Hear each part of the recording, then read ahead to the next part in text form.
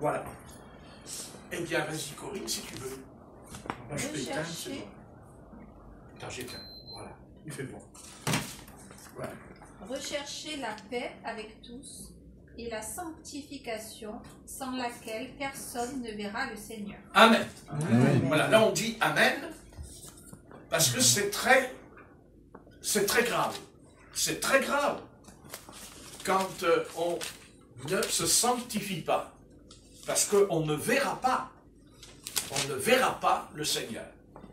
Ici, le Christ ne parle, enfin c'est le Christ qui parle au travers de l'auteur de l'épître aux Hébreux qu'on ne connaît pas, mais on sait une chose, c'est que si déjà je ne suis pas converti, je ne me suis pas repenti, je n'ai pas pris le baptême d'eau, je n'ai pas reçu le baptême dans le Saint-Esprit, si déjà si je n'ai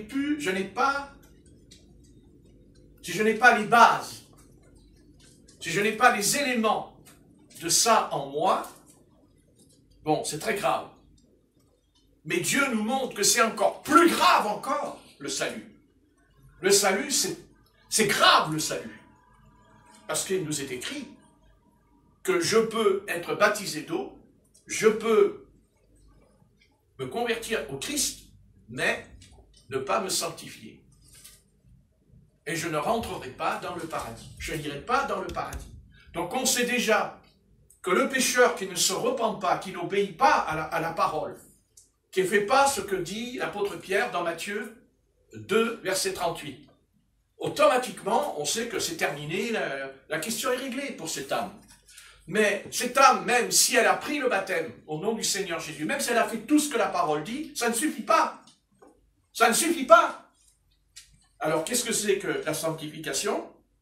Bien, la sanctification, c'est ce que la traduction Darby dit.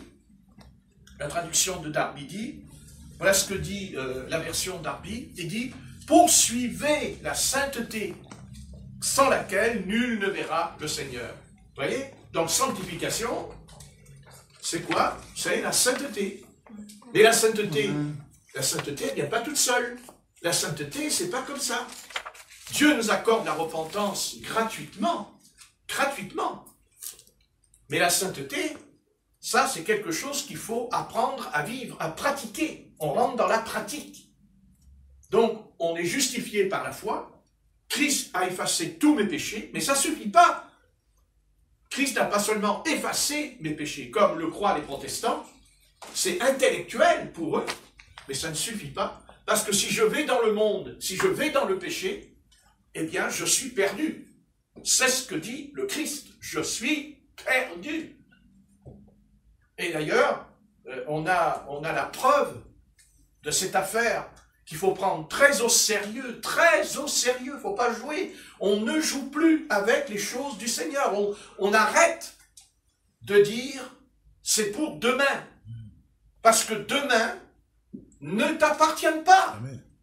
Et que la parole nous dit que le jour du salut, ce n'est pas demain, c'est aujourd'hui. Toi qui entends ma voix, n'endurcis pas ton cœur. Donc ça veut dire que plus j'attends, plus je retarde l'obéissance à Christ, je peux avoir reçu la connaissance de Christ, mais je ne suis pas sauvé pour autant. Je ne suis pas sauvé. Sauvé. Quoi? C'est quoi être sauvé? La Bible dit, être sauvé, c'est ne pas aller en enfer. Ne pas aller dans l'enfer. Parce qu'il y a l'enfer. Il y a l'enfer. Il y a un endroit qui s'appelle le Sheol, le Hadès. Et dans cet endroit, il y a vraiment ce lieu de tourment et de perdition. Donc, il faut arriver à comprendre que on ne joue plus, on ne s'amuse plus, on arrête de jouer avec ce jeu qui n'est pas un jeu. Parce qu'on ne joue pas avec son âme, parce que notre âme, elle ne meurt jamais. Notre âme ne meurt pas. Notre corps, il meurt, il va dans la poussière, mais notre âme, elle continue à vivre dans l'éternité. Mais qu'est-ce que l'éternité? L'éternité, la parole nous dit que l'éternité est faite de deux endroits. Il y a deux endroits dans l'éternité. Il y a l'éternité qui s'appelle le paradis, qui s'appelle le ciel, qui est en haut. Et il y a les régions inférieures, qui est l'enfer, et qui se trouve en bas, au fond de la terre, certainement vers le magma, la boule de feu. C'est là que se trouve l'enfer. C'est certain. Parce que si ce n'était pas vrai, alors pourquoi les prophètes de l'Ancien Testament nous en parlent? Pourquoi Jonas est descendu dans le séjour des morts? Il est descendu dans le séjour des morts et il a crié dans le séjour des morts. Et le Seigneur l'a fait remonter du séjour des morts. Donc, on arrête. À un moment donné, il faut s'arrêter. Quand on marche, et qu'à un moment donné, on arrive devant un ravin. Et qu'en bas du ravin, il y a le vide. C'est-à-dire l'abîme. Ce qu'on appelle l'abysse. Dans la mer, il y a les abysses. N'est-ce pas? On dit les abysses, au fond de la mer. N'est-ce pas? Dont les hommes n'ont jamais été. D'abord, ils ne peuvent pas y aller parce qu'ils n'ont pas l'oxygène pour y aller. Déjà, pour commencer, il faut qu'ils trouvent l'oxygène pour descendre. Et il y a même des poissons qui ne peuvent pas y aller. Et il y en a qui y sont. Parce qu'ils sont créés pour vivre dans les abysses. Vous voyez? Donc, il y a l'abysse. Quand on meurt, on va là-dedans. Vraiment, on descend. Notre âme, elle descend, mais pas toute seule. Elle n'est pas seule à descendre. Elle ne descend pas toute seule. Et c'est les démons qui l'emmènent. Ces démons, les esprits démoniaques, diaboliques, sataniques, qui nous emmènent. N'est-ce pas? Et si on dit que c'est pas vrai, de toute façon, on a la preuve. En voyant le monde dans lequel nous vivons, je pense qu'il y a des démons. À mon avis, il y a des démons. Il y a les démons. D'abord, il y a les démons. Puisque Moïse dira quand même à Israël de ne pas rentrer en contact avec les médiums. N'est-ce pas? Avec les voyants. Ne pas rentrer en contact avec les morts. Il ne faut même pas les invoquer, les appeler. Donc s'il n'y avait pas ce séjour des morts, alors pourquoi la parole dans l'Ancien Testament, pourquoi Moïse dit aux enfants d'Israël qu'il ne faut pas rentrer en contact avec les morts? Donc c'est que c'est vrai. Je ne vois pas pourquoi, dans ce livre, il nous est parlé. Bien sûr quand on meurt, la vie continue, et on a une preuve.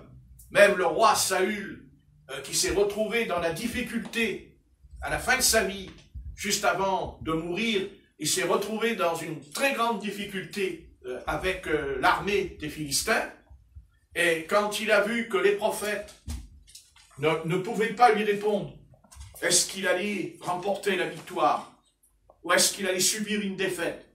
Il a été voir les prophètes, il a été voir les sacrificateurs, il a consulté le Rim, et il n'y a eu aucune réponse.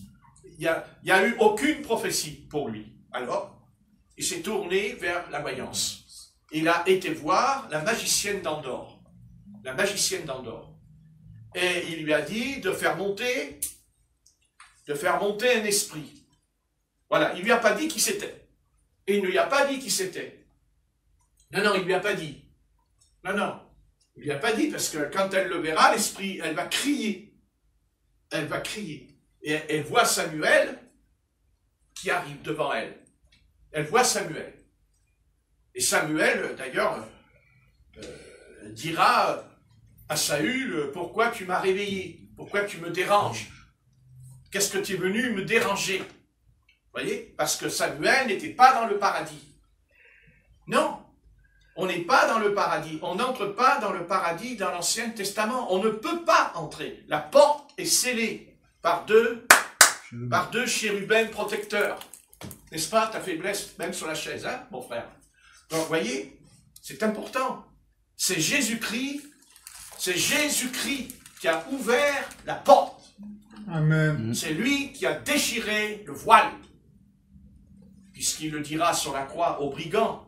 Aujourd'hui même, tu seras dans le paradis avec moi. On va dire que c'est lui le premier qui rentrera dans le paradis. Et vous voyez, ben c'est pas un homme 3 fois saint qui rentrera le premier. Ben non, c'est un voleur, c'est un brigand, c'est un malfaiteur qui rentrera dans le paradis. Donc Dieu ne tient pas compte que je sois un criminel, un voleur, que je sois tout ce que vous voulez. Si le pécheur se repent et confesse son péché, eh bien, le Seigneur le pardonne. Amen. Dieu ne tient pas compte, par exemple, si le président de la République, Emmanuel Macron, se repent, le Seigneur le pardonnera. Amen. Amen. Point à la ligne. C'est Dieu. Qu'il soit homosexuel ou qu'il ne le soit pas, qu'il soit tordu ou pas, ça n'a rien à voir. Il ne nous appartient pas à nous de le juger. Ouais. Et il ne nous appartient pas à nous de le condamner. Ça, c'est le monde. Le monde, lui, il est toujours là pour nous juger. Le monde, il passe son temps à juger. D'ailleurs, même le Christ te dira, il dira, ne vous jugez pas entre vous. Et dit, ne le faites pas même entre vous, parce que ça vous détruirait. Nous n'avons pas le droit. Nous n'avons pas le droit d'avoir en nous une telle pensée. Tout Dieu a donné Jésus-Christ, non pas à l'un et non pas à l'autre. Jésus est venu pour sauver tous les hommes, sans exception. Et l'apôtre Paul, dans l'Épître aux Romains, dira que même il est venu sauver l'impie. Et un impie, eh oui, pas le pécheur, un impie. L'impie, c'est celui qui fait des péchés horribles, abominables. Mais s'il se repent, et il n'appartient qu'à Dieu, c'est Dieu qui décide. Si demain Dieu veut sauver le président de la République, il le sauvera. Amen. Si Dieu veut sauver le président des États-Unis, il le fera. Et si Dieu veut sauver le président Poutine, il le fera. Le salut, il n'est pas que pour nous, pécheurs, simplement des gens du peuple. Le salut est pour tout le monde. Amen. Et tout le monde a droit au salut qui est en Jésus-Christ. Et nous, si nous sommes convertis, notre devoir, c'est de prier pour eux sans cesse. Amen. Pour que Dieu leur accorde le salut. Que après, ils veulent ou ils ne veulent pas, c'est pas votre problème. Ce n'est pas à vous de dire telle et telle chose sur la personne. C'est Dieu qui décide. L'Épître aux Romains, c'est l'apôtre Paul qui dira dans l'Épître aux Romains, quand il nous parle de Pharaon, le Pharaon d'Égypte, il dira Dieu endurcit qui il veut. Et il fait grâce à qui il veut. Vous comprenez? Il ne nous appartient pas. Et nous devons faire attention au fond de nous. Nous devons faire très attention. Parce que Satan nous attend au piège. Il nous attend dans un virage. C'est qu'il ne veut pas que nous ayons de l'amour pour eux. Il ne veut pas que nous ayons compassion pour eux. Satan nous montrera toujours, il va nous montrer, ah, c'est le chef de l'État, il n'a pas le droit à l'erreur, il n'a pas le droit de faire des fautes, il n'a pas le droit, mais le Seigneur pourrait nous dire, mais toi, ah, parce que toi, tu fais pas de fautes, toi, tu fais pas d'erreur, toi, tu es parfait. Il n'y a que le président de la République qui est tordu sur la terre. Marquez, s'il n'y en a qu'un, c'est pas mal, mais le Seigneur serait même venu pour un seul pécheur, pour sauver. Vous voyez? Non, on doit prier. Et je dirais même qu'on doit faire la prière ensemble. La prière du pécheur. Et ça, on ne le fait pas. Dans l'église, on ne fait pas la prière du pécheur. C'est-à-dire qu'on devrait prier tous ensemble pour la prière du pécheur. En disant, cette semaine, ô Jésus-Christ, sauve le pécheur. Sauve-le. Délivre-le. Parce que nous avons oublié qu'il y a quelqu'un sur la terre qui a prié aussi pour nous. Amen. Et que si ce soir on est sauvé, c'est parce qu'il y a eu des pécheurs qui ont prié pour nous. Parfaitement. Des pécheurs qui sont devenus des croyants, mais ils étaient pécheurs avant nous. Si on n'a pas l'amour du Seigneur en nous, car le problème aujourd'hui, c'est qu'il n'y a pas l'amour dans l'Église. Il n'y a pas l'amour en nous. D'ailleurs, le Christ dira, aimez-vous les uns les autres. Mais on n'est même pas foutu de s'aimer entre chrétiens. Et comme Satan est rempli de haine, parce que Satan, lui, n'a pas d'amour. L'amour n'existe pas en lui. Satan, c'est un être où il n'y a pas l'amour. Il n'a pas d'amour. Satan, c'est quelqu'un, il n'a pas de compassion, il n'a pas d'amour. C'est un être, comment l'expliquer? Il n'a pas en lui, dans son essence, en lui, il n'a pas cette chose. D'abord parce qu'il n'est plus angélique, parce qu'il n'est plus divin, parce qu'il n'y a plus rien en lui. Il n'y a plus rien. Il est vide. Il est vide. Mais par contre, il est rempli de haine et de jalousie en lui. Il est jaloux de Dieu surtout. Il est très jaloux de Dieu, Satan. Il jalouse Dieu, Satan. Ben oui, parce qu'il veut sa place. C'est pas possible. Si, c'est possible. Oui, ben oui. Il le combat depuis des siècles, Satan, Dieu. Et son combat, c'est que Satan veut enlever, même nous qui sommes convertis, Satan veut enlever en nous l'amour. Ah oui. Il ne veut pas qu'on ait de compassion, il ne veut pas. Lui, Satan, il nous montrera, il a fait ceci, il a fait cela, il est tombé, il s'est cassé la figure, il est dans le péché, dans le péché, dans le péché, dans le péché. Et le diable, vas-y, vas-y, vas-y, dans le péché. Bien sûr que Dieu n'approuve pas le péché. Jamais je prêcherai que Dieu fermera les yeux sur le péché. Dieu ne fermera jamais les yeux sur mon péché. Non, mais il m'aime. Et il t'aime. Et il a prouvé qu'il t'aime. Parce qu'il nous a donné Christ. Il nous a donné le Christ, son Fils unique. Et c'est ce que dit Jean 3,16. Dieu a tant aimé le monde. Il a donné Jésus-Christ, son Fils unique. Il l'a donné.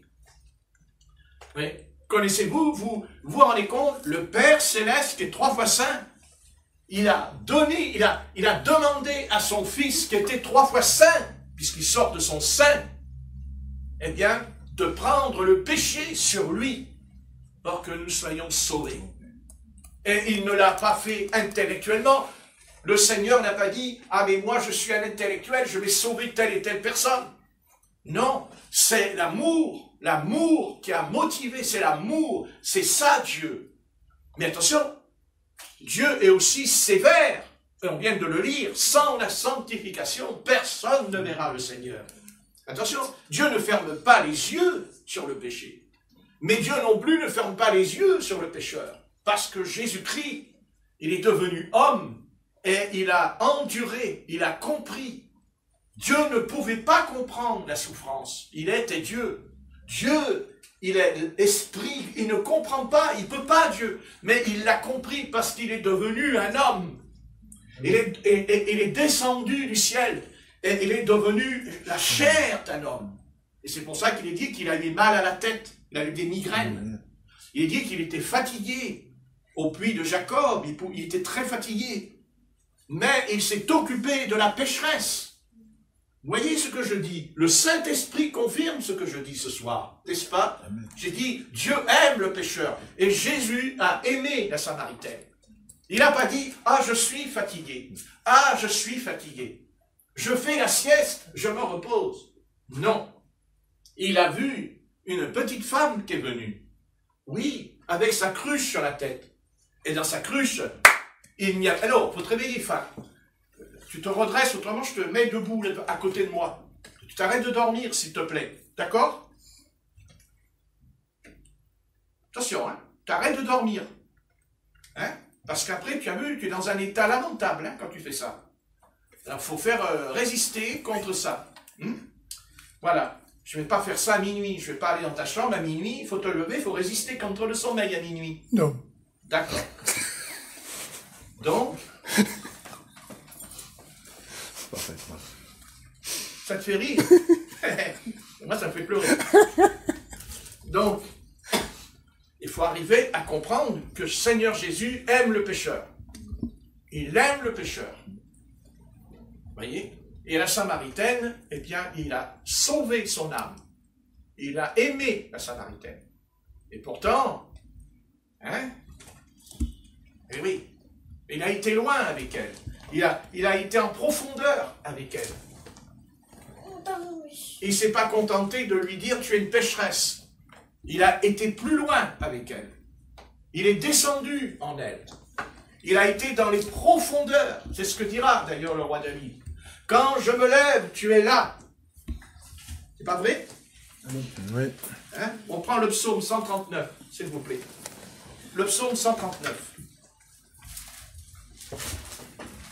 Psaume 139. C'est dans l'Ancien Testament.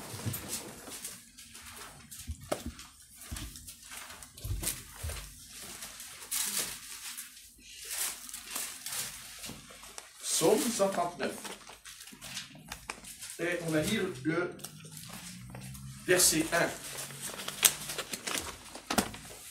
Psaume 139, verset 1.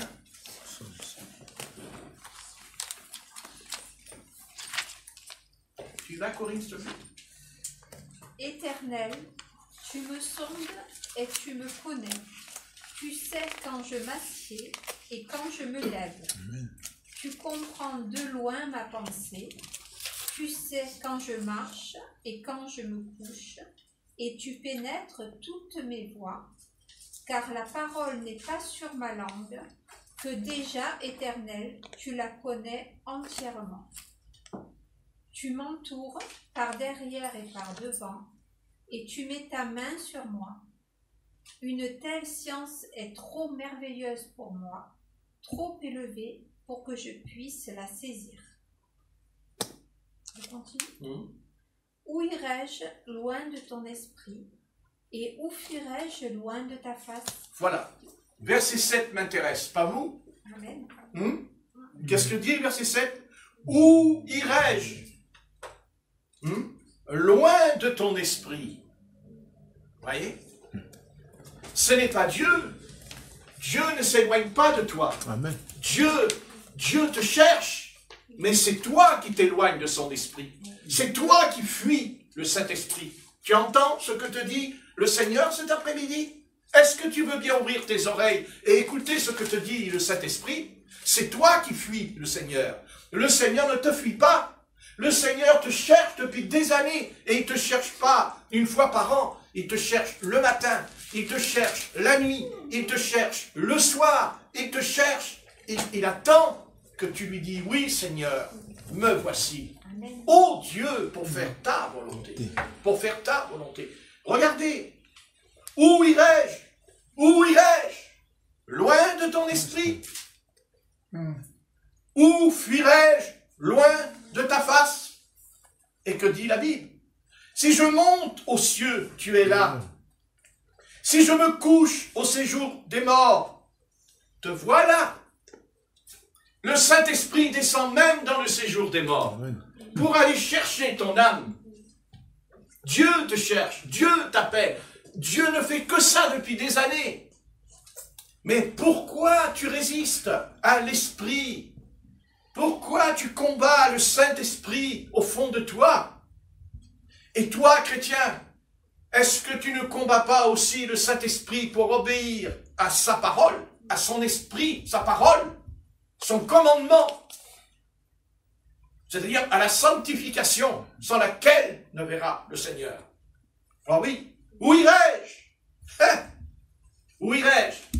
J'irai en Amérique, tu es là. J'irai en Australie, tu es là.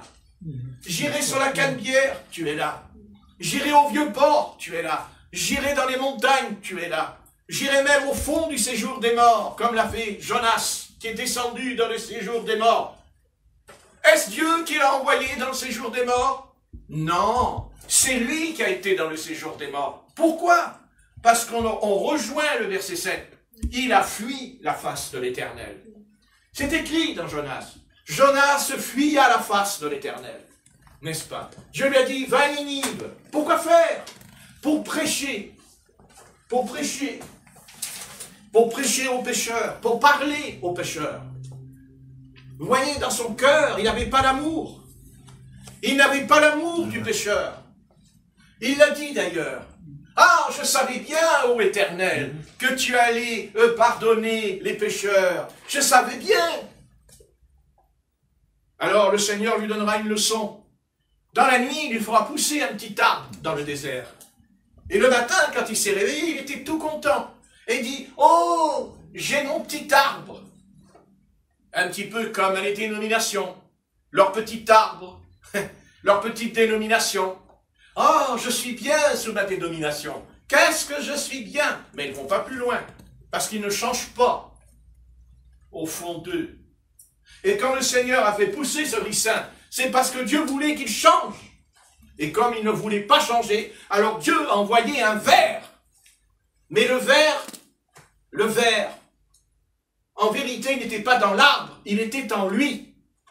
C'est ce que Dieu lui a dû, c'est ce que Dieu voulait lui dire. Il y a en toi un ver, comme il y a aussi dans la manne, il y a des vers dans l'Ancien Testament.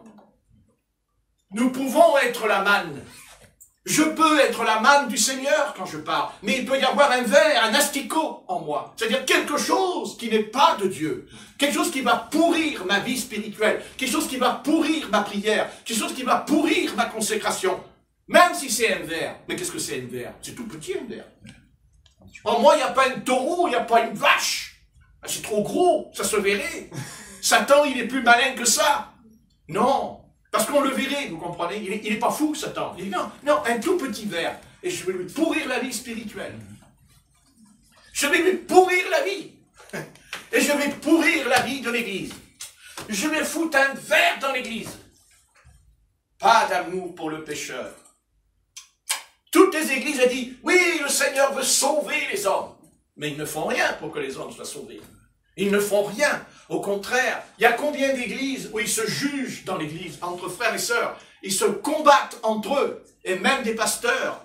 Il y a des pasteurs qui sont jaloux, même dans l'église. Oui, parfaitement. Jaloux parce que l'autre, il a un ministère plus grand que l'autre. Il est jaloux. Il est jaloux quand un serviteur de Dieu a du succès dans le ministère, que lui n'en a pas. Il est jaloux. C'est un ver. Et quand on n'a pas l'amour pour le pécheur, on est déjà malade. Il nous a déjà contaminés à l'intérieur de nous, parce qu'on n'a pas d'amour. Et si on n'a pas d'amour pour Emmanuel Macron, pour le président de la République, alors nous sommes dans l'erreur. Nous sommes dans l'erreur.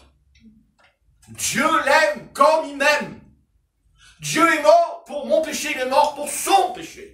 Dieu n'a pas dit « je meurs que pour Patrick Barthes ». Non, il meurt pour tous les hommes. Amen. Il meurt pour tous les pécheurs. Et Jésus n'est pas venu pour les bien portants. Il est venu pour les malades. Amen. Amen. Il est venu pour nous sauver. À quoi sert le salut si on n'a pas besoin d'être sauvé?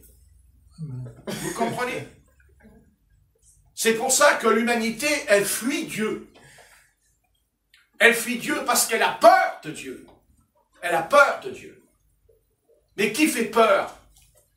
C'est pas Dieu qui fait peur à l'humanité. C'est Satan qui fait peur à l'humanité. C'est Satan qui dit, ah, s'il y avait un Dieu, il n'y aurait pas ça. Ah, s'il y avait un Dieu, il n'y aurait pas de tremblement de terre. Ah, s'il n'y avait pas Dieu, il n'y aurait pas de virus. Mais ce n'est pas Dieu. C'est Satan, c'est lui. C'est l'ennemi de Dieu. Mais votre ennemi, mon ennemi. Faut pas se tromper d'ennemi. Amen. Faut pas se tromper de combat.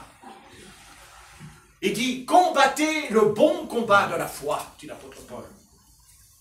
Mais aujourd'hui, les chrétiens, ils ne combattent plus. Les chrétiens, ils font la sieste, ils dorment.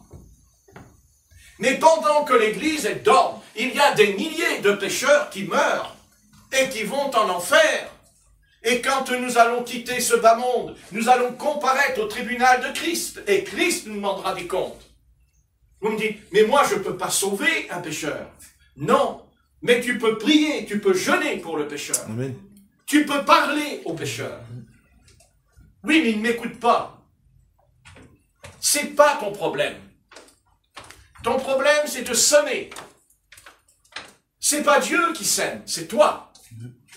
La parole est la semence de Dieu. C'est la semence. Nous, on n'est pas la semence. On est Celui qui sème. Après, c'est vrai que la parole va tomber sur la terre. Elle va tomber sur 4 sols. 4 sols, n'est-ce pas? Et oui, il y en a 4, et c'est le 4e qui gardera la parole. Qui gardera ce que le Seigneur Jésus lui a dit. Et portera du fruit. Et un autre fruit. Vous comprenez? Pour donner du fruit, il faut que nous ayons d'abord en nous le fruit. Et on donnera le fruit aux autres parce que j'ai le fruit en moi. Amen. Je ne peux pas nourrir, je ne peux pas nourrir le peuple de Dieu si moi-même je ne suis pas nourri par le Seigneur éternel. Où irai-je? Où irai-je? N'est-ce pas? Où irai-je? Tu peux tout essayer, jeune fille. Tu peux tout essayer, jeune homme. Vas-y seulement. Mais sache une chose, Dieu te poursuivra dans ton sommeil. Dieu te poursuivra jusqu'à la fin de ta vie. Il ne te laissera jamais tranquille. Il va te poursuivre et te poursuivre. Il va te presser, te compresser, jusqu'à ce que tu brises ton âme devant lui. Et alors tu recevras la paix. Et tu recevras la joie.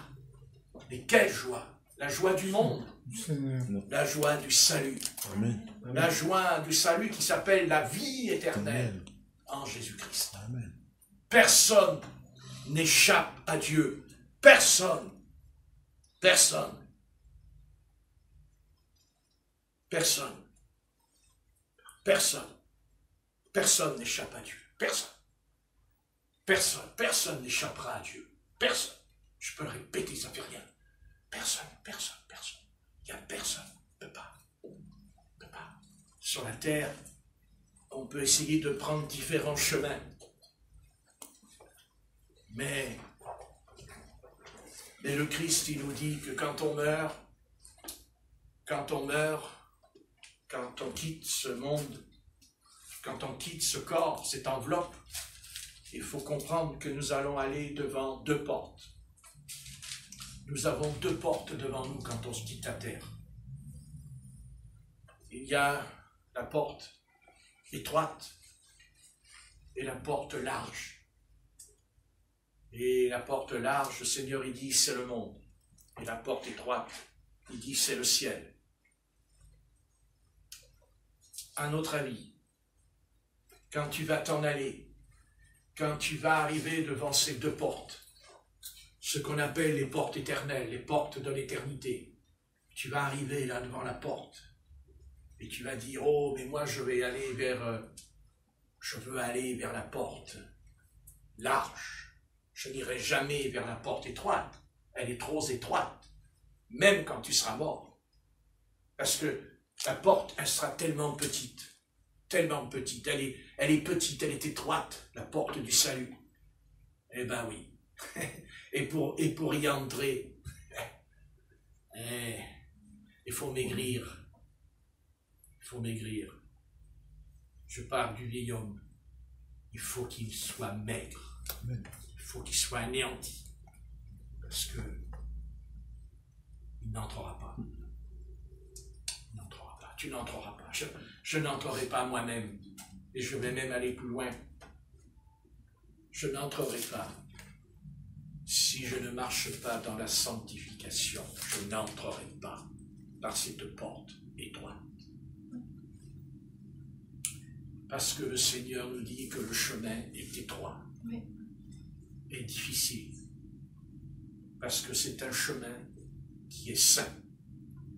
C'est la sainteté du Seigneur.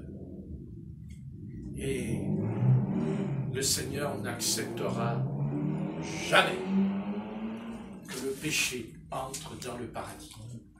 Donc, vous savez, ouais, un jour, c'est curieux, un jour le Seigneur est rentré dans la salle des noces. D'ailleurs, ça se passera aux noces de l'agneau, entre parenthèses, dans l'Apocalypse. Il rentre, il regarde tous les convives, il jette un petit coup d'œil là, le maître. D'un seul coup, il y a un regard, il en voit un, il dit, dis donc, comment ça se fait qu'il n'a pas le vêtement blanc sur lui? Mais on pourrait se poser la question, comment il a fait pour entrer? C'est intéressant, ça. Comment il a fait pour rentrer, celui-là? Hein?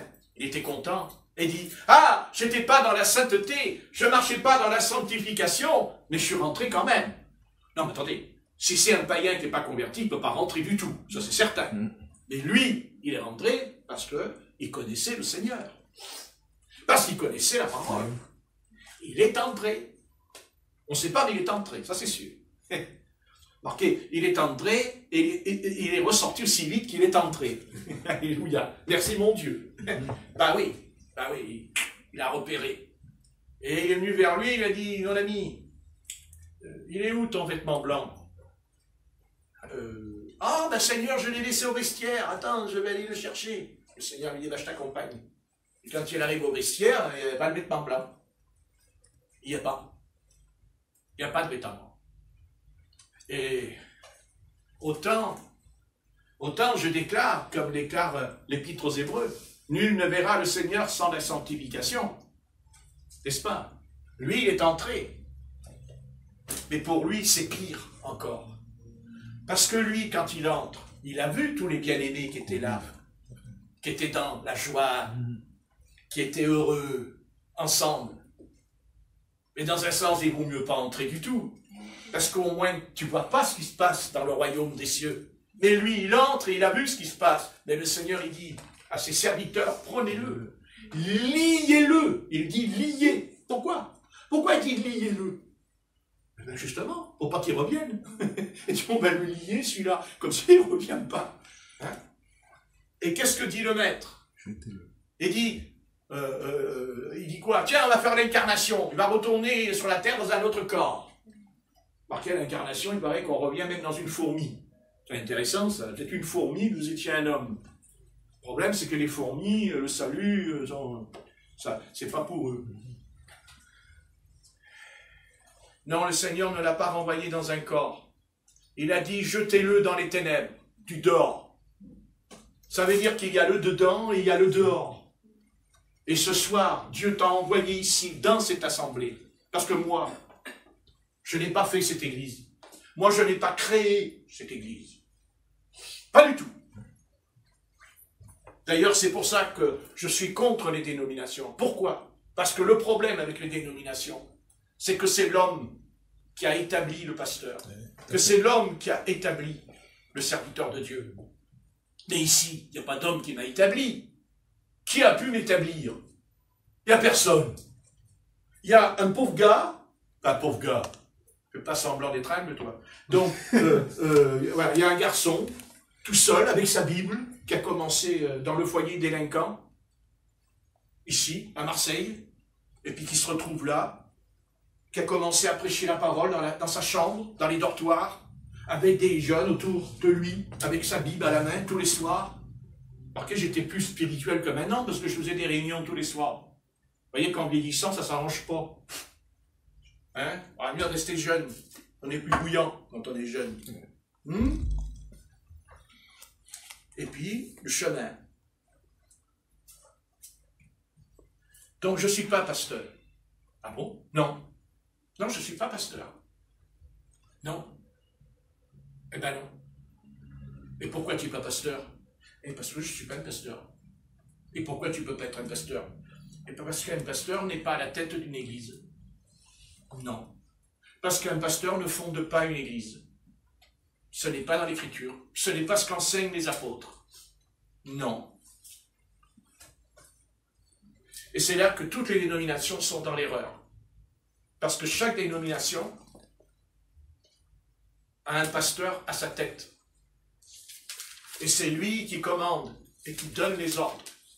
Et tout passe par lui. Parce qu'il est le canal. Mais c'est faux. La Bible dit que le fondement de l'Église, le fondement apostolique dans la Bible, Dieu a établi premièrement des apôtres, des prophètes, et pas marqué pasteur, des docteurs. Oui, des docteurs qui enseignent. Donc le fondement de l'Église, c'est qu'elle doit être composée de l'apôtre, du prophète et du docteur. L'apôtre, c'est celui qui a tous les ministères en lui. Il a tous les ministères.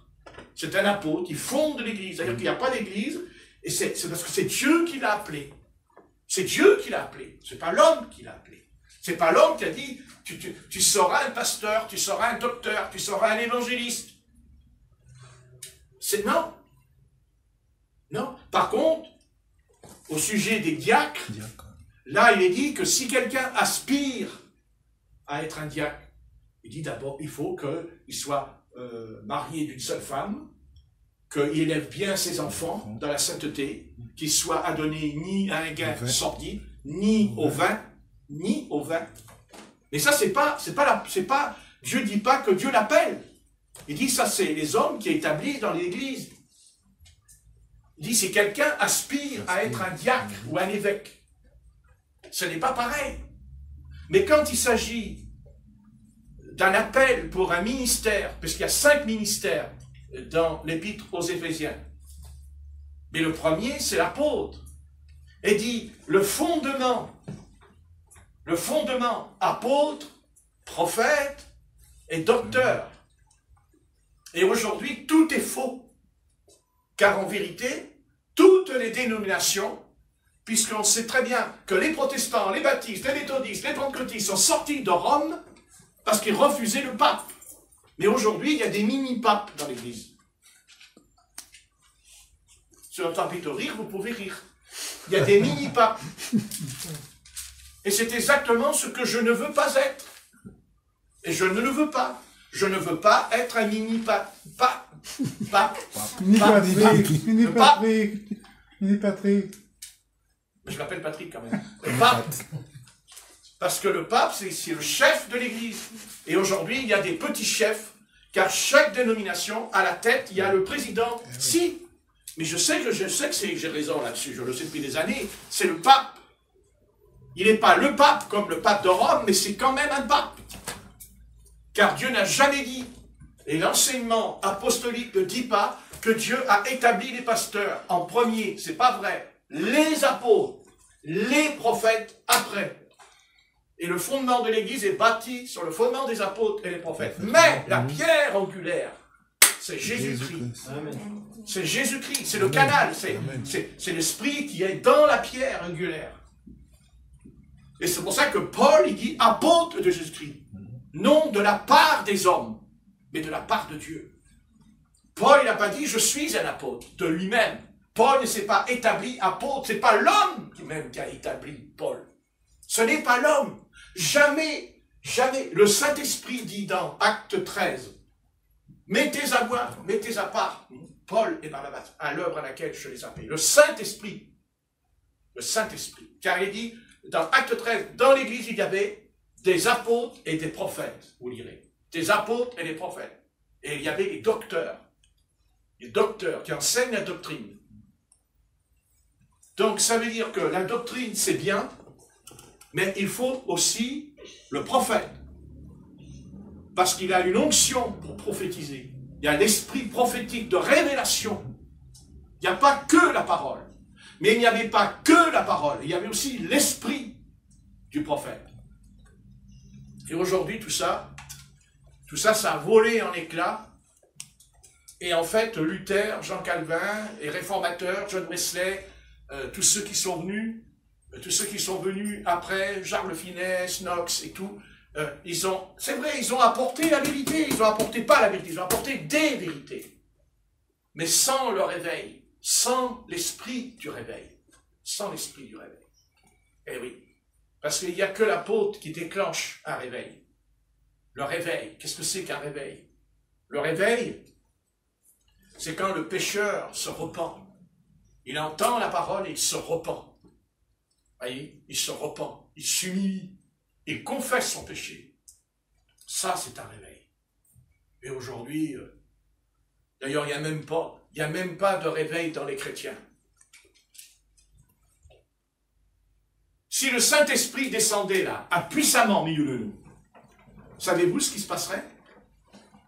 On tomberait par terre et on commencerait à dire des choses qu'on ne veut pas que le prochain sache. On ne voudrait pas On sait très bien qu'il y a en nous des secrets au fond de nous, n'est-ce pas? Des choses cachées au fond de nous. Et on sait très bien qu'on ne veut pas le dire. Mais Dieu, lui, le sait, ce qu'il y a en nous. Amen. C'est pour ça que David dira, « Éternel, tu sondes mes reins. » Mais qui a envie d'être sondé cet après-midi? Hein? Qui a vraiment envie que Dieu dise, « Ah, tu as fait ça! » Non. Ah oui, tu as fait ça! Ça, tu l'as fait! Mais nous, on le cache. N'est-ce pas? Mais si Dieu envoie la puissance, vous allez voir, on va... Ah, vous croyez qu'on va faire notre petite réunion là?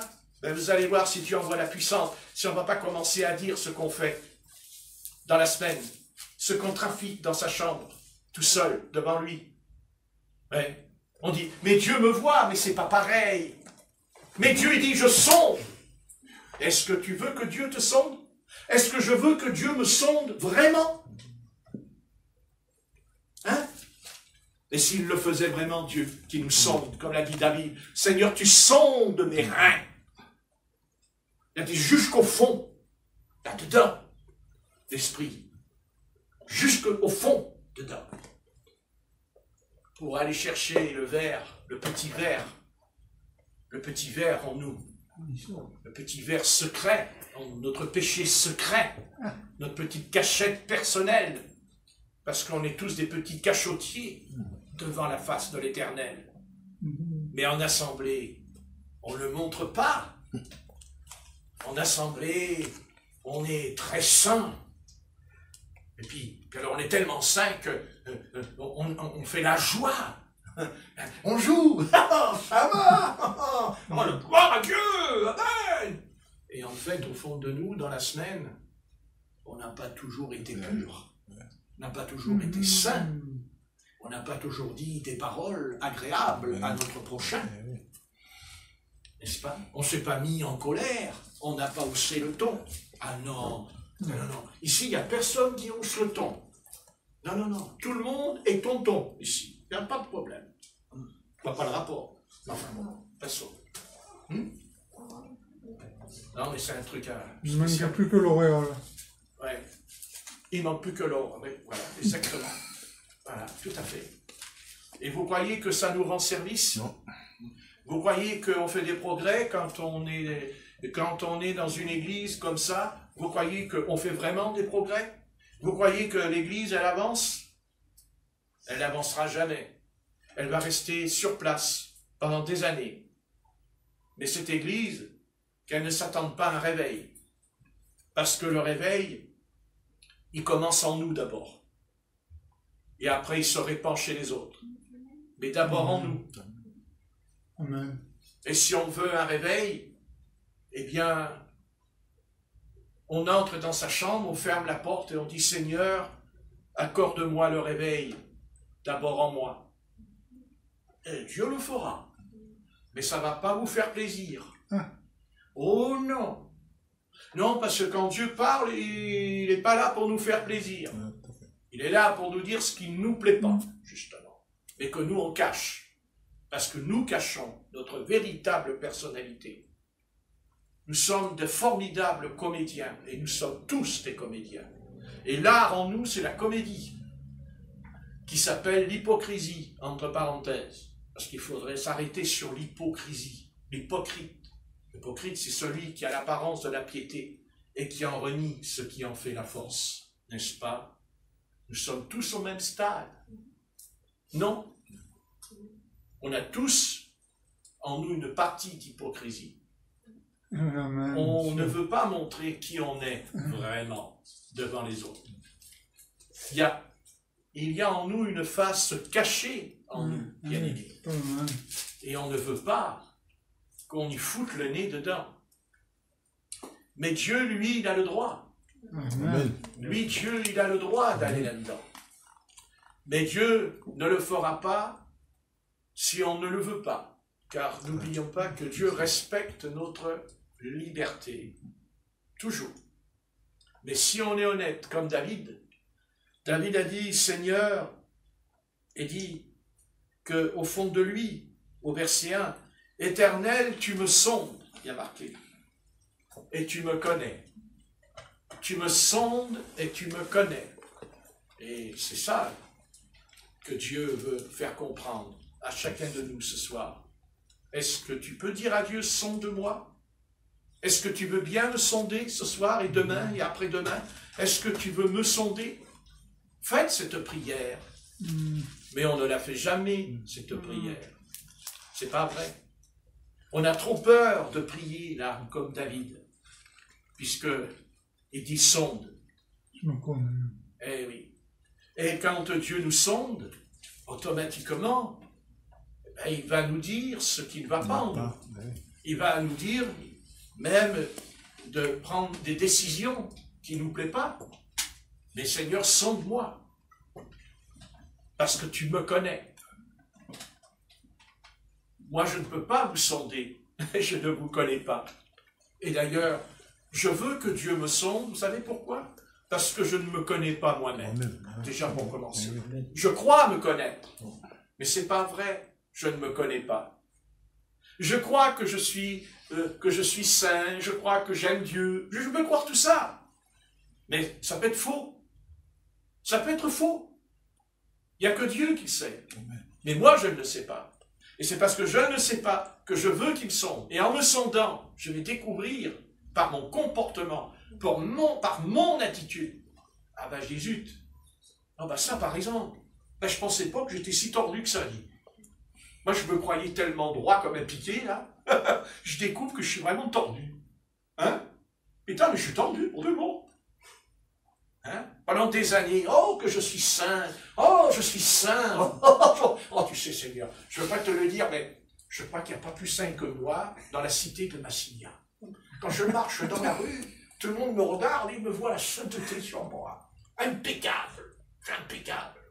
Puis d'un seul coup, il y a une belle jeune fille qui passe, vous savez, sur la Canebière, là. Elle est habillée d'une façon, vous savez, identique. Ouais, tu connais, toi. Et à un moment donné, on regarde comme ça, on regarde, puis on fait. Oh, regarde simple, faut pas. Oui, mais il y a une force. Oui, mais il y a une force, une attraction. Ça le fait même en voiture, ça. Surtout en voiture, quand on conduit. On conduit, d'un seul coup, on arrive au feu rouge, puis au loin, il y a une fille, au loin, vous savez, les cheveux longs. Non, parce que Satan ne vous montrera pas n'importe quoi. Ah non! Oh non, il est bien plus malin que ça, l'adversaire. Satan, il dit, tiens, il y a une prostituée qui arrive, là, vous savez, avec la mini-jupe, les jambes en l'air. Ah, c'est dégoûtant! Satan dit, mais non, mais je sais bien que pour toi, c'est dégoûtant. Je sais très bien que quand tu la regardes, ça a envie de vomir. Mais moi, je vais faire autrement. D'un seul coup, il y a une belle jeune fille, là, vous savez, elle est bien habillée, vous savez, que belle robe. Elle est même longue. Satan dit, mais je sais que tu aimes que les sœurs aient des belles robes, des robes longues, je le sais. Alors avec les cheveux, vous savez, bien, là, vous savez, non, la sœur, elle marche, ça. Et d'un seul coup, il y a le flash. Et pourtant, la sœur, elle est saine, hein, elle est pleure comme vous, c'est un gros Jésus-Christ, elle aussi, vous voyez. Mais Satan, lui, il envoie le... Et il peut y en avoir 10 comme elle. Ça vous fait ni chaud ni froid, mais il y en a une dedans. Une seulement. Et Satan, il sait, parce que Dieu sonde moi. Parce que moi, je ne le sais pas. Mais Dieu le sait. Ce qu'il y a en moi que je ne sais pas. Amen. Mais que je m'aperçois à un moment donné, quand je conduis, du coup, je vois même pas le feu rouge, dis donc. Je vois plus le feu rouge. Je vois la silhouette. Non, vous inquiétez pas, je ne l'ai pas. J'espère. Mais j'explique ce qui peut se passer. Il faut faire attention. Et ça dure qu'une minute. Ça dure une minute. Et ça vous traverse la tête. Et ça vous traverse tout le corps. Et c'est là qu'il faut dire Satan, arrière de moi. Arrière, Satan. Ça ne veut pas dire que la jeune fille que vous avez vue dans la rue, parce qu'on ne va quand même pas non plus, quand on est au feu rouge, on ne va quand même pas ouvrir la porte de la voiture, on laisse la voiture au feu rouge, les autres ils klaxonnent derrière, et les gens ils vous disent, mais monsieur, pourquoi vous sortez la voiture? Attendez, j'ai vu une jeune fille, elle me plaît, attendez, je reviens. Oh, coucou, je te fais un livre. Remonte dans ta voiture. On va te faire soigner. Hein?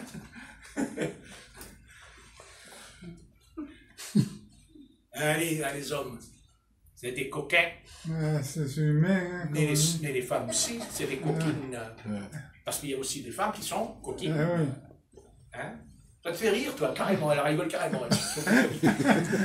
Elle rigole, la Rebecca. N'est-ce pas? Ben, je dis c'est Mais non, c'est humain. vrai. Mais bien sûr que c'est vrai. C'est pour ça que tu viens. Parce que je dis la vérité. Autrement, tu ne viendrais pas. Parce que tu n'aimes pas entendre le mensonge. Tu vas entendre la vérité. Même si ça ne te plaît pas toujours. Mais tu aimais entendre la vérité. Et c'est la vérité. N'est-ce pas, Alcide? Amen. Non, mais Alcide, il ne regarde pas. Non. Alcide, lui, il ne regarde pas. Lui, il regarde sa bouteille de bière. Il ne peut pas boire bière et en même temps, il ne peut pas. Il ne peut pas faire deux choses à la fois. Et voilà. On va dire.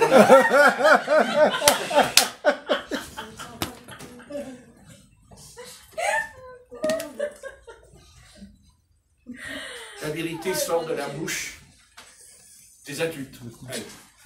C'est pas vrai? Eh oui. Mais nous, on ne le sait pas. Nous, on ne le sait pas. 5 minutes, hein, parce qu'il n'y a pas d'air. On ne le sait pas. On ne se connaît pas. Alors on dit Dieu sonde moi. Voilà, le matin, le soir. Et pourquoi le soir? Savez-vous que des millions de chrétiens ne prient pas le soir? Non. Ok, ils ne prient pas le matin non plus. Ah non.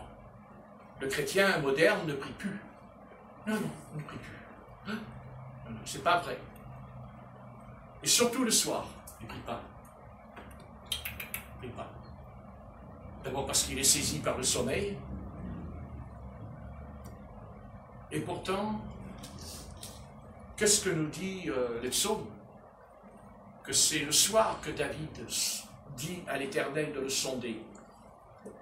Parce que c'est dans la nuit, c'est en dormant que Dieu peut nous parler. Pourquoi? Pourquoi Dieu pourrait-il parler la nuit? Mais parce que le jour, on est trop occupé. On est trop distrait, on est trop ailleurs pour entendre la voix de l'Esprit de l'Éternel. Mais en dormant, on peut dormir et tout d'un seul coup, en dormant, on a un songe, on a un rêve. Et dans le rêve, le Seigneur nous parle. Eh oui. Et bien voilà. Et quand on se réveille le matin, on se dit, ah, Seigneur, tu m'as dit ça cette nuit en dormant. Hein? C'est pas vrai ça? N'est-ce pas, hein? Eh oui. Alors acceptons que le Seigneur nous sonde. Amen. Et ne dites pas à Dieu, sonde-moi, mais je veux recevoir ce qui me plaît. Je veux entendre ce qui me plaît. Non, je veux entendre ce que Dieu va me dire.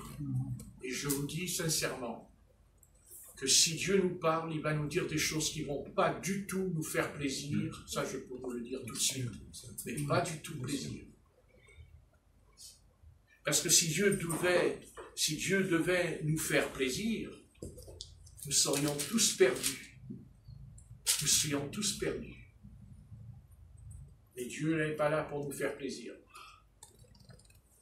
Et même un prédicateur, quand il prêche, il n'est pas là pour vous faire plaisir. Amen. Aucun prédicateur qui est conduit par le Seigneur ne fera plaisir, je n'y crois pas. Vous savez, c'est la mode aujourd'hui.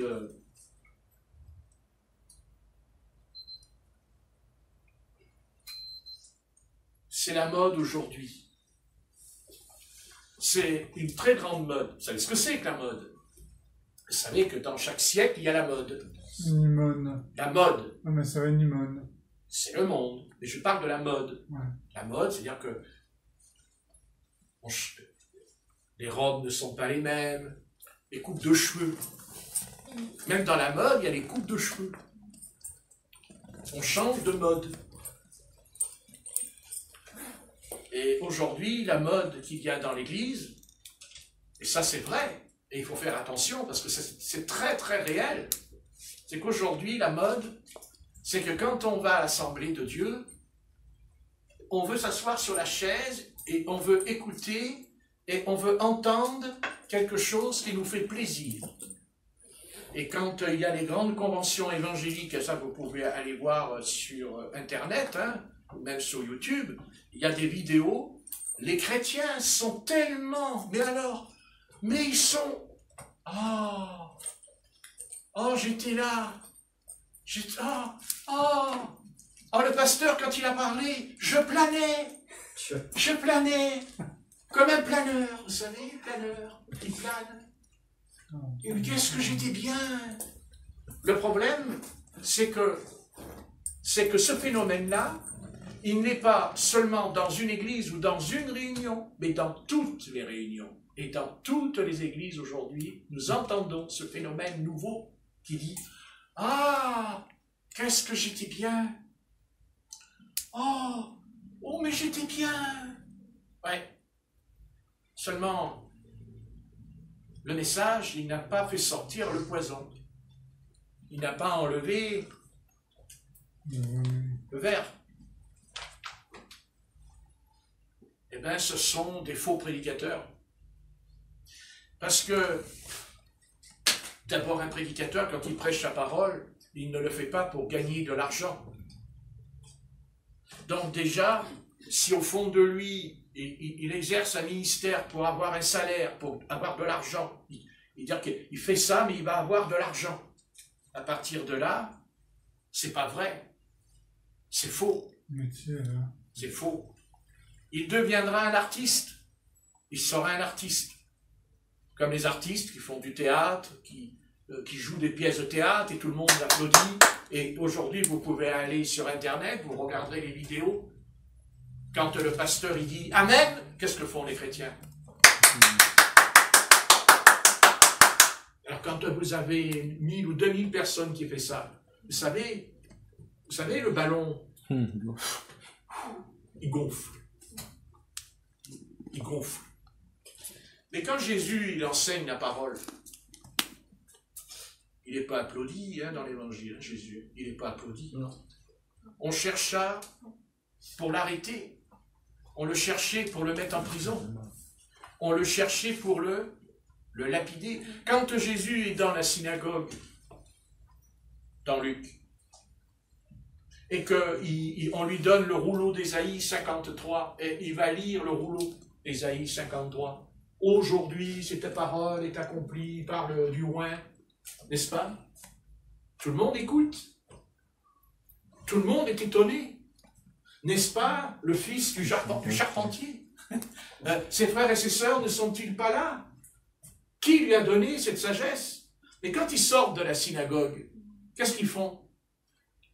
Qu'est-ce qu'ils font? Ils poussent Jésus au bord du ravin. Non? Oui. Et lui passa au milieu d'eux. Heureusement pour lui. Heureusement pour lui.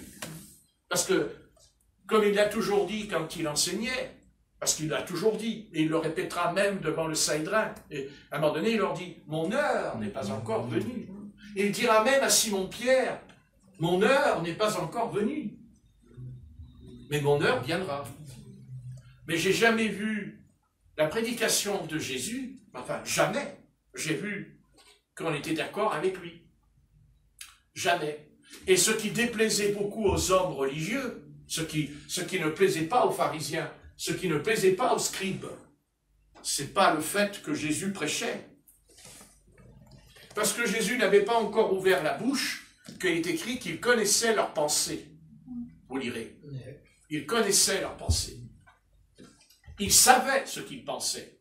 Et c'est ça qui a dérangé les pharisiens. C'est ça qui gênait les pharisiens. C'est Dieu. Parce qu'il y avait au milieu d'eux un prophète.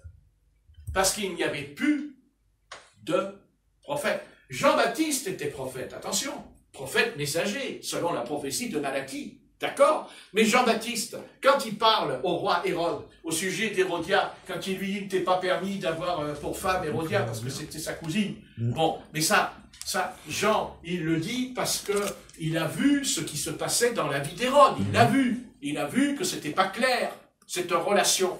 Mais Jésus, lui, quand il dit les choses, il ne les dit pas parce qu'il les voit. Il ne les voit pas. Il les sait avant de les voir, Jésus. Parce qu'il pouvait lire, c'est écrit, dans les pensées des hommes. Il connaissait. Il dit qu'ils n'avaient pas encore ouvert la bouche, qu'ils savaient ce qu'ils allaient dire sur leurs lèvres. Et vous pensez que ça, on n'en a pas envie. On n'en a pas envie, ça. On en revient à ce que je dis tout à l'heure. Dieu sonde moi. Ah, et c'est Jésus, qu'est-ce qu'il fait? Il est en train de sonder les reins des pharisiens. Il sonde les reins des scribes. Il n'a pas sondé les reins, de ceux qui sont paralytiques. Il ne sonde pas les reins de ceux qui sont aveugles, qui sont sourds. Il ne sonde pas les reins des brigands. Non, il sonde les reins des scribes, des pharisiens, des chefs religieux d'Israël. Il les sonde. Il les sonde. Il va même plus loin. Il dit, vous donnez même la dîme. Il va loin avec eux. Il va les fouiller à l'intérieur. Et c'est pour ça qu'ils ont voulu le tuer. Parce qu'il fouillait à l'intérieur. Il fouillait dedans. Et ça leur plaisait pas. Mais ne pensez pas qu'à nous aussi, ça nous plairait s'il le faisait. D'un coup, là, dans la pièce. C'est pas vrai. On rentre à la maison, mais on veut pas. Seigneur, protège-moi. Je t'en prie. Ne donne jamais, mais ne donne jamais à ce Patrick un tel don. Moi, je reviens plus. Je reviens plus, Seigneur. Je reste à la maison, je suis tranquille. Surtout pas. Surtout pas. Et pourtant, c'est ce que Jésus fera. Parce que le ministère de Jésus, il est basé là-dessus, chez lui. Quand il rencontre la Samaritaine, il lui dira, tu as eu 5 maris et le mari que tu as maintenant n'est pas ton mari. Vous voyez, Jésus, il va loin. Il va loin avec elle. Il ne se contente pas de dire « repens-toi ». Il va loin. Il va la pousser très loin.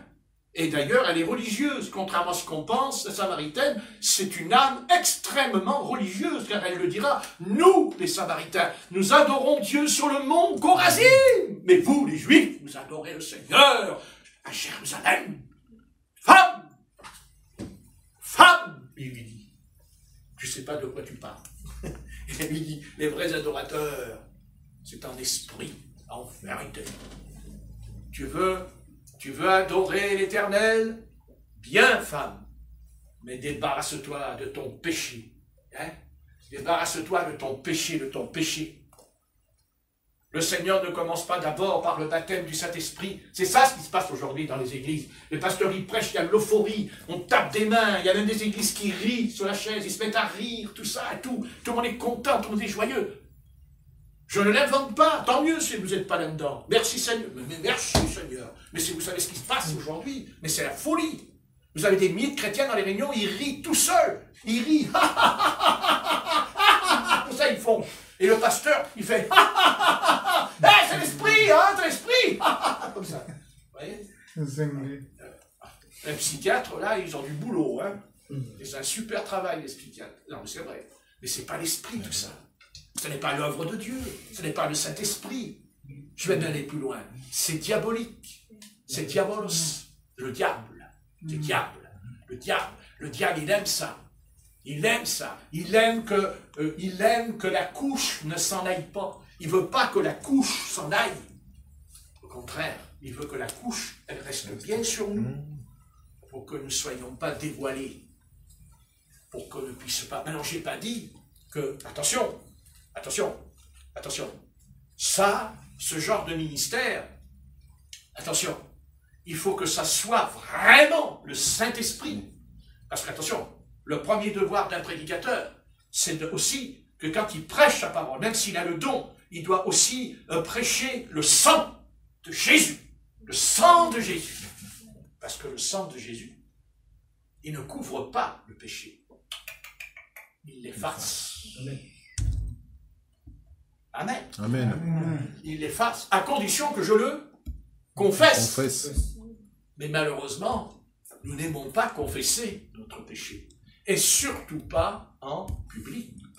Seulement la parole nous dit que il dit que le péché dans les Actes des Apôtres, excusez-moi, je dis que ce que dit la Bible, il dit qu'ils confessaient leurs péchés publiquement, à tel point qu'ils apportaient même les livres de magie et qu'ils les brûlaient devant tout le monde. Vous n'avez qu'à lire dans les Actes, au chapitre 26, au 22, ils brûlaient devant tout le monde. Je n'ai pas dit que c'était en cachette. Le Seigneur n'a pas dit que tu prends tes livres et tu vas dans un coin, tu ne le montres pas, tu les brûles. Non, non, il dit publiquement. Publiquement. Parce que c'était le témoignage. C'était rendre le témoignage qu'on avait vraiment changé publiquement. Et bien sûr qu'on n'aime pas. Et pourtant, il faut passer par là. Mais attention, il y a le sang de Jésus. Parce qu'un pasteur qui a ce genre de ministère, cet homme qui pourrait avoir un tel ministère, il doit être très prudent, car il faut faire attention. Il n'est pas là pour tomber dans le piège du diable, qui lui aussi pourrait révéler les péchés des gens, pour les condamner et les accuser devant tout le monde. Parce que le diable, vous savez, il y a eu comme ça une expérience aux États-Unis, qu'il y avait une sœur qui s'était convertie en Christ et qui avait pratiqué la magie noire, et qui était capable de marcher sur le feu. Elle marchait sur le feu. Voyez? Et alors, quand elle s'est convertie, il y a un pasteur qui l'a appelée, il lui a dit, tu rends témoignage. Alors elle a rendu témoignage et elle a commencé à raconter tout ce qu'elle faisait avant sa conversion. Et elle racontait les pouvoirs qu'elle avait, les pouvoirs de Satan qu'elle avait. Elle a raconté devant la congrégation. Le problème, c'est qu'à un moment donné, il y a une jeune fille qui l'a bien écoutée. Et qu'est-ce qu'elle a fait? Eh bien, elle a fait ce qu'elle faisait. Et elle est tombée dedans. Vous voyez qu'il faut faire attention. Et elle est tombée dedans. Hein. Voilà. Et d'ailleurs, cette sœur, bon, elle est décédée maintenant, mais elle l'a regretté jusqu'à la fin de sa vie. Elle a regretté d'avoir fait ça. Elle s'en est pas rendue compte, mais en fait, elle a fait le jeu de l'ennemi. Donc, je ne veux pas non plus faire le jeu de l'ennemi qui consisterait à ce que vous avez un péché, vous devez le dire là devant tout le monde, mais il y a un autre à côté qui, admettons, prenons un frère qui est dans l'abstinence, qui est sérieux, tout. Et à un moment donné, il y a une sœur qui dit, ah, mais j'ai un péché en moi, ça, vous savez, j'ai envie, tout ça, et puis voilà, puis je fais ci, je fais ça. Alors bon, l'église, elle écoute, puis il y a le frère au loin, il écoute, il dit, ah, tiens, c'est intéressant. Mais je savais pas que la petite sœur, elle avait ce petit truc en elle. Hein? Et qu'est-ce qu'il fait le frère? Ben, il s'approche d'elle et dit, ma sœur, je t'as des petits besoins. Comme moi, je suis dans l'abstinence. Je peux te donner, je peux te soulager, si tu veux. Je te soulage. Oui, mais il faut faire attention à ce qu'on dit. Donc, le but, c'est pas ça, sonder. Sonder, c'est pas comme ça que ça se passe. Parce qu'on peut confesser son péché sans dire ce qu'on fait. Car je ne prêche pas qu'on doit dire ce qu'on fait. Mais je prêche que le Seigneur descend, et là, au fond de nous, se met à pleurer, à se repentir en disant, Dieu, ce que je fais, c'est mal. Amen. C'est très mal, ce que je fais. Mais on n'a pas besoin de raconter non plus les ébats amoureux. On ne va pas prier dans l'église. Oh Dieu, je me repens, j'étais avec le jeune homme, et puis dans le jeune homme, il était habillé comme ça, il avait des cheveux, il avait des yeux, il était bleu, il avait des cheveux longs, le Seigneur, il était beau, il portait un jean, et puis voilà, je marche avec lui, je tenais par la main, je rentrais dans la chambre, je lui ai parlé, il m'a parlé, on s'est assis sur le lit, et on se regardait, et puis il a mis la main, moi j'ai mis la main, oh Seigneur, je me repens, pardonne-moi. 3 semaines plus tard, tu recommences. Et puis le frère qui entend ça, il se dit, tiens, la petite sœur, je croyais qu'elle était propre. Elle n'est pas si propre que ça, n'est-ce pas? Et ça donne des idées. Donc ça, il ne faut pas. Mais par contre, on se repent. On dit, Seigneur, j'ai péché contre toi, je t'ai offensé. Parce que se repentir, c'est dire à Dieu que nous l'avons offensé. Amen. Hein, d'accord? Oui. Hein, comme dit le Père Céleste, pardonne nos offenses. Hein? Et là, on se repent. On demande, dit Seigneur, je te demande pardon. Voilà, je demande pardon, je me repens. Je ne suis pas digne de toi. Je ne suis pas digne de toi. Je suis vraiment pas digne. Et Seigneur, je ne veux pas recommencer. Je ne veux pas retourner dans ce chemin tordu. Et le Seigneur a dit, c'est bon. C'est bon. Il est venu pour ça. Pour effacer la transgression. Maintenant, si on recommence, c'est embêtant. C'est embêtant parce que après, on n'aurait même plus confiance en nous-mêmes. Parce qu'après, on perd la confiance en nous-mêmes. Vous comprenez? Donc, il vaut mieux mettre un terme rapidement. Non? Bon, j'arrête. C'est bon. Allez, il est 6h moins le quart. Seigneur notre Père, nous te rendons grâce. Amen. Nous te rendons grâce parce que tu es plein d'amour et de compassion. Et c'est vrai que tu es mort pour le pécheur. Que tu es mort et crucifié sur la croix, afin que tu sauves. Mais nous savons que tout le monde ne veut pas du salut. C'est ce qui s'est passé sur la croix. Il y en a un qui a dit oui, il y en a un qui a dit non. Qu'importe. Il a eu sa chance. Tu as donné la chance à l'un et à l'autre. C'est comme ça que c'est passé. Et c'est ainsi, pareil, pour chacun d'entre nous. Seigneur, tu nous as donné tant de jours, tant d'années, mais un jour, il faudra s'en aller. Le problème, c'est que nous ne savons pas à quelle heure, nous ne savons pas quel jour, mais nous partirons. Mais partir pour aller où? Pour aller où? En enfer ou dans le paradis? Seigneur, je sais que ce que je dis n'est pas moderne. Aujourd'hui, il ne faut plus parler d'enfer, il ne faut plus parler comme ça, il ne faut pas faire peur aux gens dans l'auditoire, il faut leur faire la paix, la confiance, la joie. Mais